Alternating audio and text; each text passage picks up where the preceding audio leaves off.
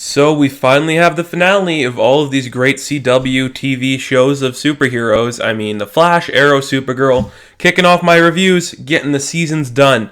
I'm going to start off talking about The Flash because this to me was the weakest season of The Flash we have ever seen.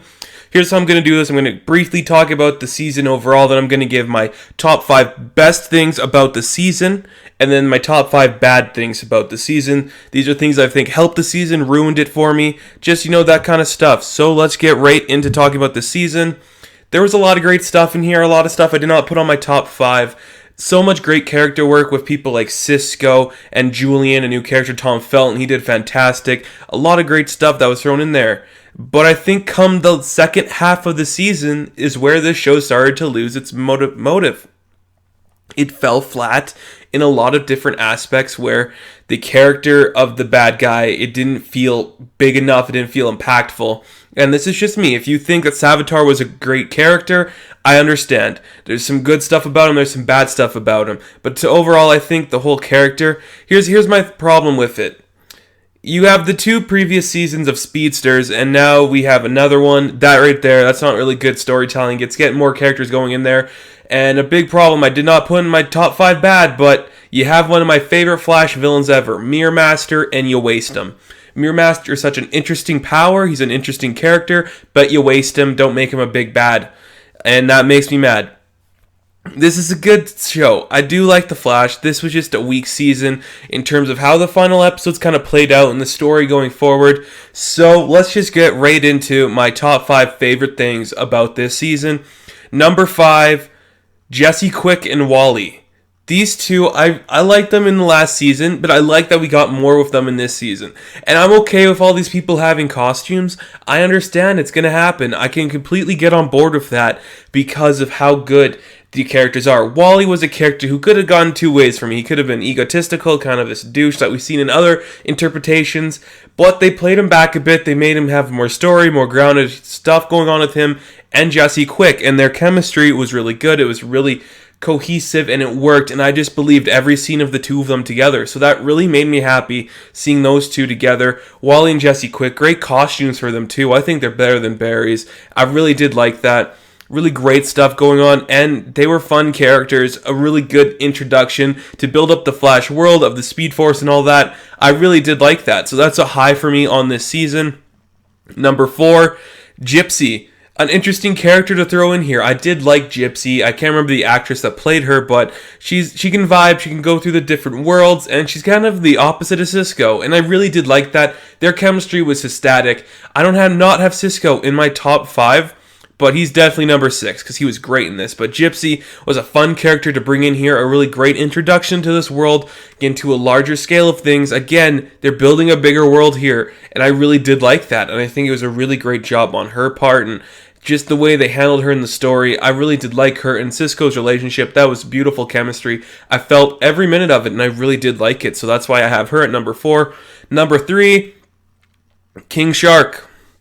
He's only in 1 episode. He's only 1 episode this season, but every time I see King Shark, I just love him. My favorite episode of The Flash is the one where Barry fights him, and I just love this character. Seeing him again made me so happy. Gets his hand cut off. There's a lot going on there. That was a great episode-ish, but the King Shark part, it really made me happy, and I did like it. I did. So that was a really big plus for me, and I'm really excited. I really hope we get more King Shark. They tease a lot of stuff with him in there. We've seen other people in prison cells next to him. Does that maybe mean we're going to get a Suicide Squad of King Shark? I don't know.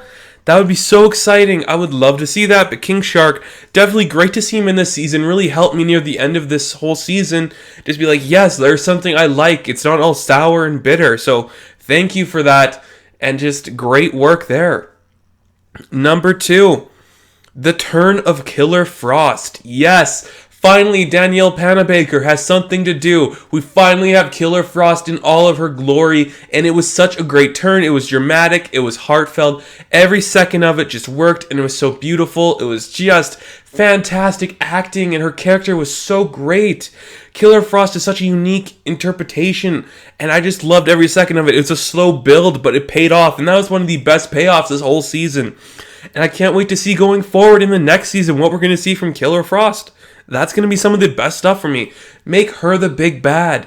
That would be so good. She's trying to struggle with who she is. That's the kind of stuff I want to see from the CW. I don't want to see a lot of this other stuff. But that was so good. So I have to give amends to Danielle Panabaker for such a great performance. Because Caitlin has not done much before. She's kind of been interested in the wrong guys. And look where that's gotten her. And on a side note, Julian, man, oh, I'm so sorry for you, dude. You guys would have been great together, you know? You're like every other guy she meets, a blonde who's evil, but not really. Crazy. No, it was great. I loved Killer Frost. I cannot wait to see more of Killer Frost. So my number one thing from this season of The Flash, Tom Cavanaugh. Oh my god. H.R. Wells, man. That is some great acting. See, there's a lot you can do when you're playing different characters on a show.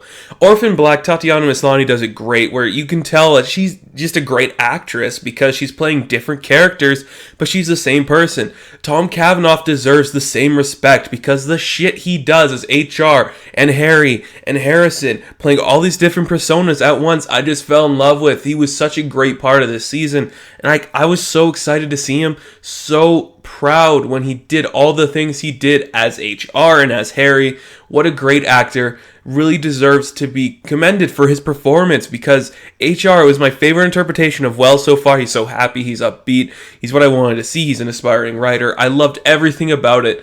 It was such a great, unique interpretation of Wells, and Tom Cavanaugh deserves all the respect for bringing this character to life. And even what he did with Harry in this season, just incredible. It was incredible, and it's incredible acting. There's a lot of great acting from the characters who haven't had a lot going on before, and there's some bad stuff from the characters that we know and love. So that's my number one, Tom Cavanaugh.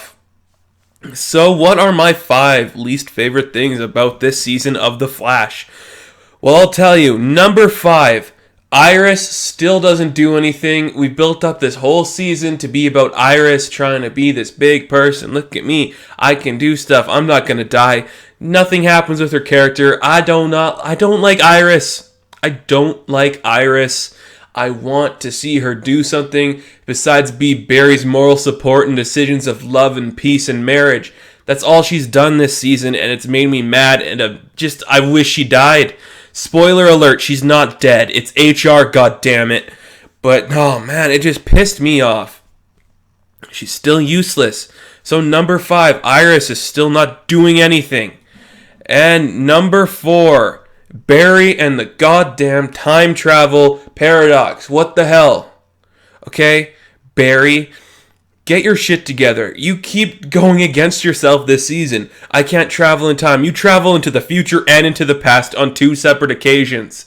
Get your shit together. You are going against yourself, and it's so annoying. It's stupid, and it fucked everything up in this season because all this stuff could have been solved if you just listened to yourself and didn't do stupid things. And that leads me to number 3, Flashpoint. Goddamn, Flashpoint is one of the best comic books ever. It's a great way to bring all these characters into this world. You wasted on the premiere episode?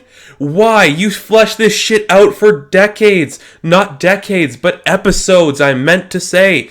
Because that is great storytelling, seeing these characters in a different light. That's our introduction to Kid Flash, and it's not even, oh my god, it was just a wasted opportunity, and it made me so mad because you can flesh out a lot of different stuff in Flashpoint, his mother and his father, and Barry's relationship with Iris, and all these different things. But no, you waste on one episode, Barry goes and fixes it again.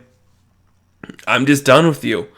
You just ruined so much good stuff because you could have fleshed out Flashpoint more. I'm sorry, that's a negative for me. Number 2 on my list of bad things this season. A big controversial thing. Maybe you liked this, maybe you didn't. I, for one, did not like it because it ruined the whole dramaticness of the season, and it just messed up the flow. That would be the reveal of Savitar. I'm okay with who they revealed. I think they revealed it too late. I don't think they explained the reveal well. I think the reveal of Savitar, this is the kind of story you tell for your final season because it's an inner turmoil kind of thing. And it bothered me how it was played out, and it bothered me they took so damn long to reveal who it was, and it didn't mean anything to me. It bothered me, and I think it hurt the season a lot more than it should have. So yeah, number 2, the reveal of Savitar. And again, it sucks because I wanted to like this season more than I did. But before we do that, before I give my percentage of this season, what's my number 1 least favorite thing about this season? You already know. You already know what I'm going to say because it is the goddamn most awful thing the CW has put out ever. And that is their so-called musical episode crossover with Supergirl. I'm a huge fan of musicals. I will admit that right here, right now. Musicals are the best thing in life. They give me joy and happiness. This fucking ruined it for everyone who likes musicals. First off, it wasn't a musical. It's just we're going to this weird gangster time with like I don't know, some weird people who can sing, but they only sing one song each, and it doesn't mean anything, and it was stupid. The chemistry between Barry and Kara didn't feel natural to me, and it just ruined the whole flow of the season, and I really hated it because it was stupid. And Music Meister, underappreciated villain, I like him, but he was dumb in this. He wasn't a villain. He was just like, I'm going to help you guys fall in love again. Who the fuck cares? Who the fuck cares? You are stupid, and don't do that shit to me again, CW, unless we're seeing Arrow and Barry and Kara and Alex and like Lockjaw do a Scooby-Doo thing. I know Lockjaw's in Humans, but I couldn't think of a dog. Crypto, who the fuck knows? Do a Scooby-Doo parody, that's all I'm saying. Not on Supernatural either. Getting back to The Flash. What do I rate this season? Well, it wasn't a terrible season. There's a lot of stuff that affected the story flow. A lot of characters improved. A lot of characters decreased, in my opinion. And there was just a lot of weird choices made for the narrative and how they explain things. So I'm going to give Season 3 of The Flash a 75%. Yeah, it's pretty low, but it's pretty high. So that's what I got for you. Thank you for watching this video. After this, we'll do Arrow and Supergirl. And who knows, maybe I'll even talk about Scooby-Doo. Yeah, no I won't. Catch you guys later. Good luck.